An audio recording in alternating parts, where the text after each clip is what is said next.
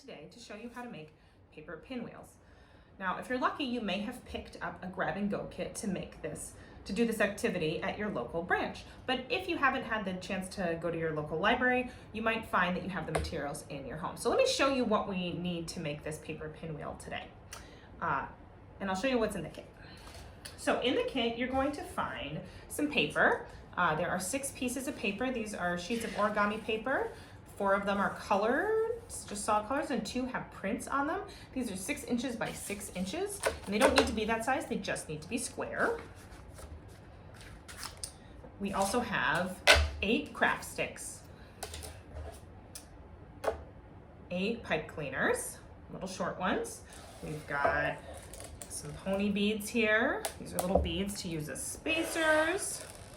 And we've got 1 sharpened pencil. Not in the kit is a pair of scissors.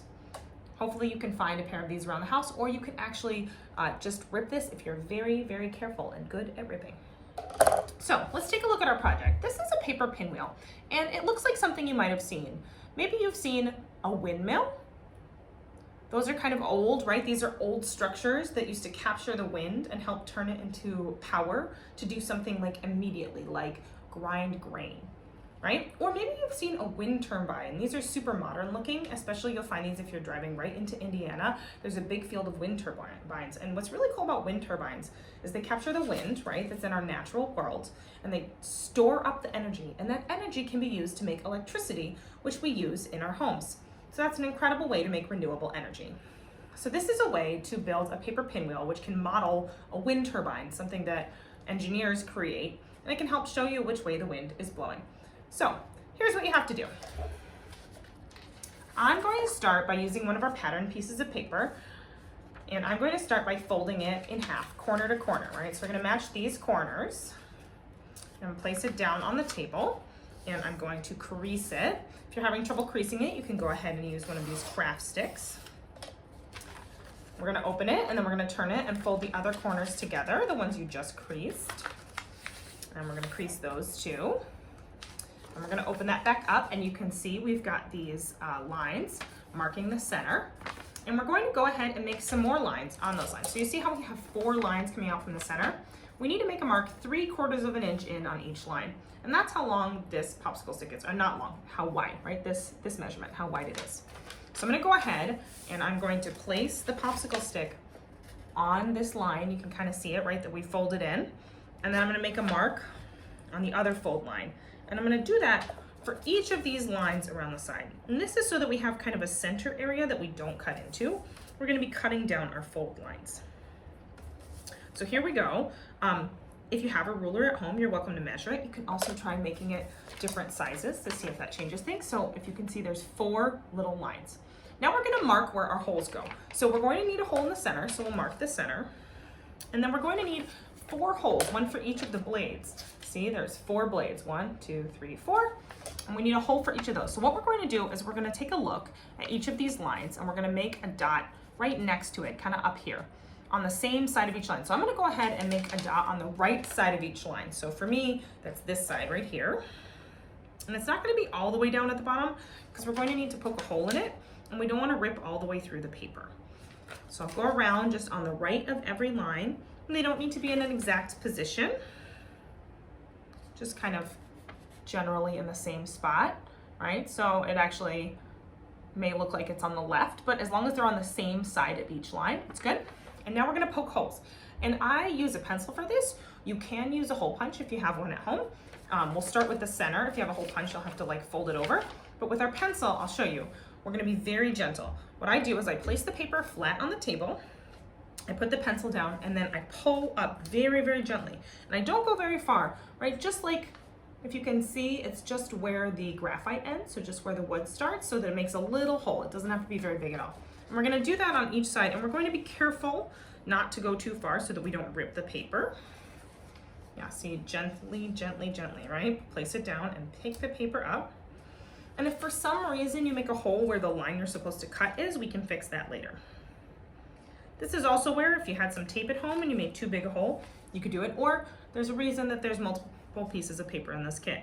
It can help you troubleshoot to make something different or to help you make a new one. So now we've got our holes. and we're going to cut on these lines all the way into this line. Remember this 3/4 inch line we made. So I'm gonna go ahead and cut. If you don't have scissors, you could try to tear along those lines, but if I didn't have scissors and I was tearing, I would not poke the holes yet until you're done, because it's a little bit harder to rip accurately than it is to cut.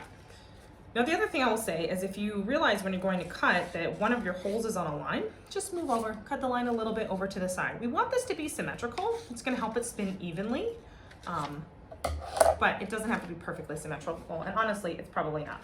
So here's our cut pinwheel. We're gonna go ahead, we're gonna thread it up. So we're gonna take our pipe cleaner, we're gonna put it through the hole in the back right here. So now you can see it in the front. We're gonna gently fold over each of the blades. So we'll start with one, and we don't wanna crease it or anything, right? We need that curve to catch the wind. Just gonna kind of bend it over and pop it on. We'll go around the square, right? We put another one on.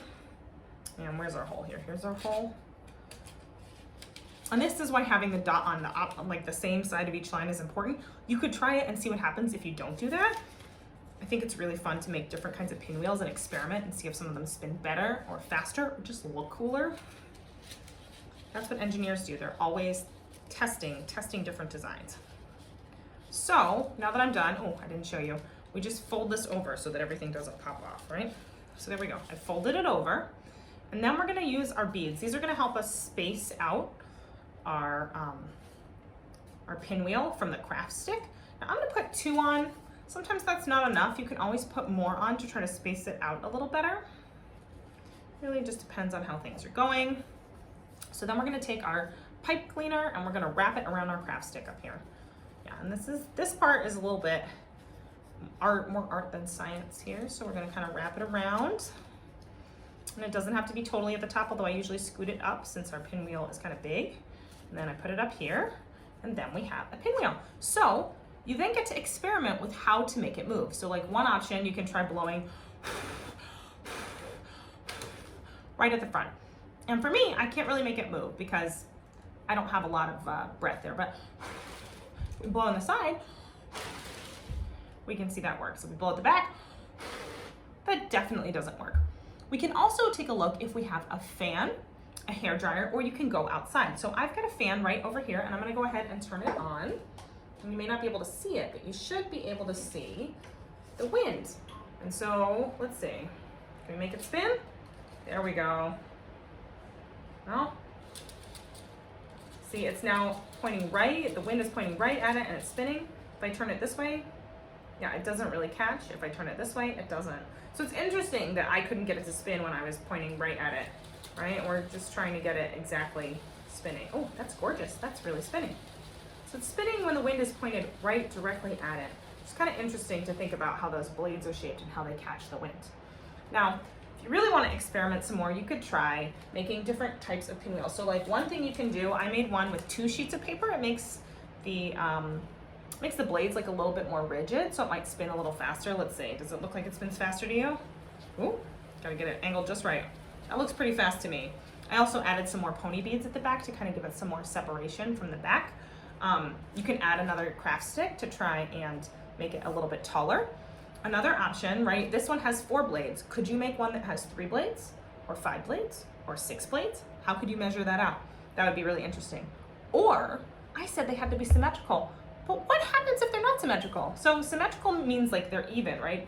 They're mirror images of each other if you cut in a certain direction, right? There's 4, and they're spaced evenly all around the square. So if we cut one off, what would happen? Would it catch the wind? You might think about any windmills or wind turbines you've seen. Are they 4 blades? Are they 3 blades?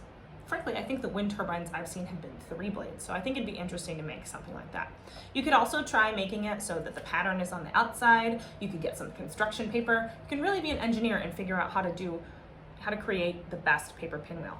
Then you can take it outside and see what happens. Can you figure out which way the wind is blowing by pointing your pinwheel in different directions? Now, This one isn't coated with anything, right? This is just plain paper, so if you leave it outside and it gets a little humid or it gets rained on, it's gonna fall apart. You could try putting some tape over it or using different materials to make a weatherproof one and see what happens, but you could also just take it in and out with you and experiment with the wind. So I hope you've enjoyed making a paper pinwheel with me today. Thanks so much for joining me.